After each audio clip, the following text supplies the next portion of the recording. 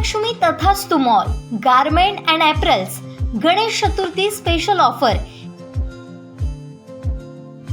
30 सप्टेंबर पर्यंत मर्यादित। आदित्य बिझनेस सेंटर, पहिला आणि दुसरा मजला, गांधी चौक, सावंतवाडी। मोबाईल नंबर 9860 2593 76 आणि 9226 2493 76।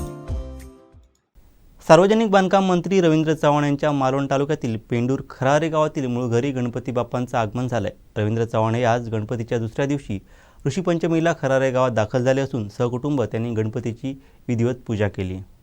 मंत्री झाला तरी मूळ घर तुम्ही कधी विसरत नाहीत, नित्यनेमाने पूजा करत असतात, कशी ओढ असते कोकणाकडे तुमची? एक कोकण आणि कोकणामध्ये असणारा प्रत्येक जण याला स्वतःच्या गावाबद्दल एक वेगळं आकर्षण असतंच। लहानपणापासून आमच्या आईवडिलांनी आम्हाला हेच सांगत आले की जरी तुम्ही कुठेही असलात तरीसुद्धा गणपतीला आणि सणासुदीला प्रत्येक वेळेला गाव आणि गावातील असणाऱ्या देवी देवता यांचं सगळ्यांचं स्मरण करणं हे अत्यंत गरजेचं आहे। आणि म्हणून मग आम्ही सर्वजण म्हणजे माझ्यासारखे सर्वजण हे गणपतीच्या निमित्ताने आणि इतर सणांच्या निमित्ताने सुद्धा कोकणामध्ये सातत्याने येत असतात। एक शेवटचा प्रश्न, खरं तर सार्वजनिक बांधकाम मंत्री झाल्यानंतर एक लेन पूर्ण केली, जनता जी आलीत कोकणावासी त्यांनी खूप खूप धन्यवाद दिलेले आहेत, कसे ऋण व्यक्त करणार आहात? आणि आज वाढदिवस पण आहे, शुभेच्छांचा वर्षाव होतोय, काय सांगणार आहात? खरं तर मुंबई गोवा हायवे हा गेली अनेक वर्ष अडचणीत होता, हे सर्वांना कल्पना होती। आदरणीय मुख्यमंत्री एकनाथराव शिंदे आणि देवेंद्रजींनी सार्वजनिक बांधकाम विभागाची माझ्याकडे जबाबदारी दिली आणि तेव्हापासून एक विचार केला की कोणत्याही परिस्थितीमध्ये हा मुंबई गोवा जो हायवे आहे हा पूर्ण करायला हवा।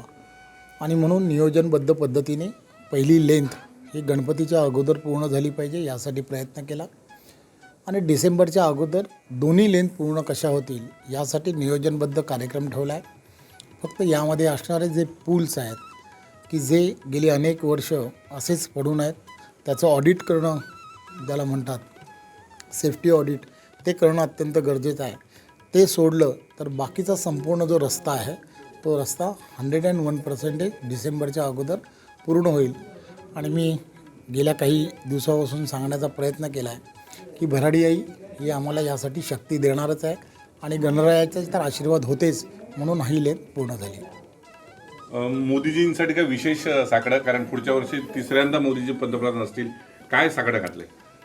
हे आदरणीय पंतप्रधान नरेंद्र मोदींच्या देशात पूर्ण 9 वर्षाच्या या कारकिर्दीमध्ये त्यांनी देशामध्ये ज्या पद्धतीने लोक आणि लोकहिताची कामं केली आहेत, सर्वसामान्य माणसाचं हित जपण्याचा त्यांनी जो प्रयत्न केला आहे आणि आज देशामध्येच नाही तर जगामध्ये त्यांनी ज्या पद्धतीने देशाची प्रतिमा उंचावत नेली आहे हे आपणा सर्वांना माहीत आहे। कालच त्यांचा ज्यावेळेला 17 तारखेला वाढदिवस होता, त्या वाढदिवसाच्या निमित्ताने ते सर्व अधिकाऱ्यांना ज्यावेळेला भेटले तेव्हा त्यांनी सर्व अधिकाऱ्यांना देशाच्या सुवर्णकाळाबद्दल आपण काय करू शकतो अशा पद्धतीची विचारणा त्यांनी केली। हे फक्त देश आणि देशहित विचार करणारं असं नेतृत्व या देशाला पहिल्यांदाच लाभलं आहे आणि त्यामुळे आम्हाला खात्री आहे की ईश्वर असेल किंवा सर्वजण आणि हे देशातील असणारे 130 कोटी जनता ही सर्वजणांनी मनात निश्चयच केला आहे की पुन्हा एकदा नरेंद्र मोदी यांनाच पंतप्रधान करावं। आपल्याकडे साकडं मागलं आहे महाराष्ट्राच्या जनतेसाठी, हे प्रतिवर्षाप्रमाणे याही वर्षी गणपतीला गावी ऋषीच्या पूजनासाठी मी येत असतो आणि गेली अनेक वर्ष लहानपणापासून आम्ही सर्वजण, सर्व भावंड असो, आमचे सर्व काका काकी आणि आम्ही सर्वजण ऋषीच्या निमित्ताने ज्यावेळेला एकत्र येतो त्यावेळेला सर्वांचं भलं हो हीच मनोमनी कामना करत असतो। आणि आज महाराष्ट्रामध्ये